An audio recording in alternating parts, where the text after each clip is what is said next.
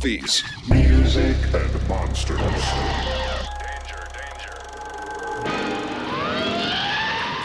Hey my friends, Dan Monroe here from Movies, Music, and Monsters to wish all of you in YouTube land the warmest, most heartfelt Merry Christmas ever, and I thought it would be a wonderful little surprise to just throw a quick little video out on Christmas Day about my personal favorite version of A Christmas Carol, the 1951 Scrooge, starring Alastair Sim as Ebenezer Scrooge. So grab your top hat, your ghost of Christmas past, and your favorite Christmas carol with a bucket of stale popcorn, and let's dive in. Ahem. Yes, what is it, Robot? I would also like to wish everyone a Merry Christmas. Well, that's very nice. Okay, go ahead. I would like to sing a song. What? A song. You're going to sing a Christmas song? Yes, that computes. Okay, go for it. Jingle bells, Dr. Smith smells, the bloop has laid an egg. The chariot has run out of gas, the Cyclops broke its leg. Jingle bells, Will is well, Major West took a fall. I'm still in this place, lost in space, Merry Christmas one and all.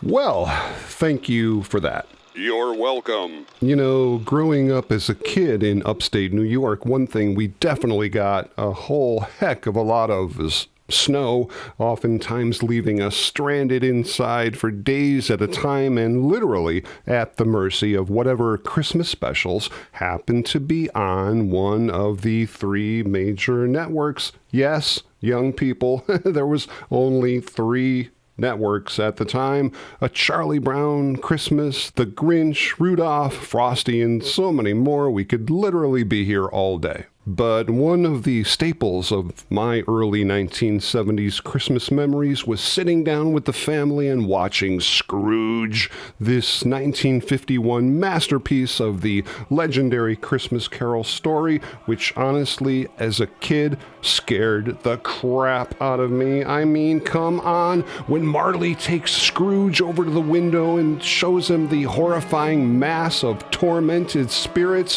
holy Jiminy Christmas, that's something that lived in my nightmares as a kid and honestly still does. Obviously based on the 1843 novella by Charles Dickens, A Christmas Carol, the black and white cinematography in this version, along with the elaborate use of shadows and dramatic textures, was so incredibly effective. Really, like I said, to me, came across as more of a horror movie than a Christmas story, especially the first third of the film. And I know there have been a ton of adaptations of A Christmas Carol over the years, and everybody out there has their personal favorite. Henry Winkler, George C. Scott, Patrick Stewart, Albert Finney, Christopher Plummer, Bill Murray, Guy Pearce, Kelsey Grammer, and even Michael Caine with The Muppets. But this one was always and still is my personal favorite, with the incredible Alastair Sim as Mr. Scrooge, Mervyn Johns as Bob Cratchit, Glenn Dearman as Tiny Tim, and the incredibly spooky Michael Hordern as Jacob Marley. Super cool actor Patrick Macnee played young Jacob Marley and later went on to be a huge star in Hollywood in such amazing productions as The Avengers in the 60s, The Twilight Zone, Columbo, Magnum P.I., and even This Is Spinal Tap in 1984. Produced by Brian Desmond Hurst, Alastair Sim was always the first choice to play Scrooge in this adaptation, and Hurst was immensely proud of this film, its reception, and its ongoing presence over the years in both theaters and in television broadcasts. And despite the fact that this movie looks like really cold and snowy and wintry, it was actually shot in the summer of 1951, so all those wonderful snowy locations were just good old-fashioned Hollywood magic. There were a few changes made for this film from the original source material. Samuel Wilkins, who's the guy who is in debt to Scrooge, wasn't in the book at all.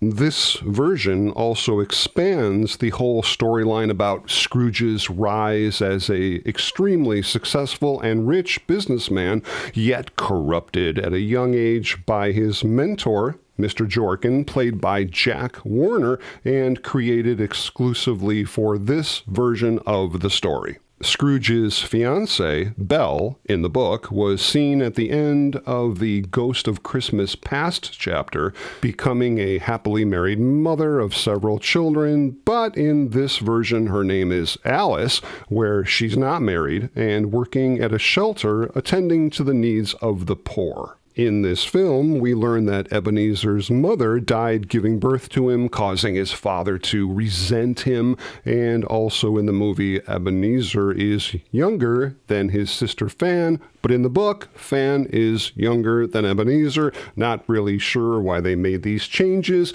Maybe the writers were visited in the middle of the night by the ghost of Hollywood's past. Who knows? Yes, it's a classic film, but even classic films have their fair share of goofs and bloopers. In the scene where Scrooge wakes up on Christmas morning to delightfully find out that the events with the spirits took place in just one night, he goes over to the mirror and talks to himself briefly, and as he turns away, you can clearly see someone in the mirror, a stagehand or crew member, just doing their thing in the background. Super cool. This is kind of cool, and I never really knew this. The word humbug actually means deceit, dishonesty, pretending to be fake, or showing false sincerity. So, when Scrooge calls Christmas humbug, he's basically saying that people only pretend to be charitable and kind to each other, and the Christmas spirit is nothing more than an illusion to make people feel good about themselves. Wow, the music in this film was just freaking awesome, and again, often really spooky to listen to, really complementing the images on screen and setting the tone for all the different sequences.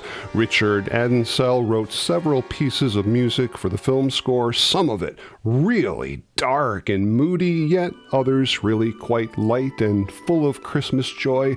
This film also contains tons of traditional Christmas carols like Hark the Herald Angels Sing, sung over part of the opening credits, a version of I Saw Three Ships, Silent Night, played several times, including the last part of the film and the end credit. Scrooge was released in Great Britain in 1951 under its original title, Scrooge, but United Artists, who was handling the U.S. release, renamed the movie A Christmas Carol.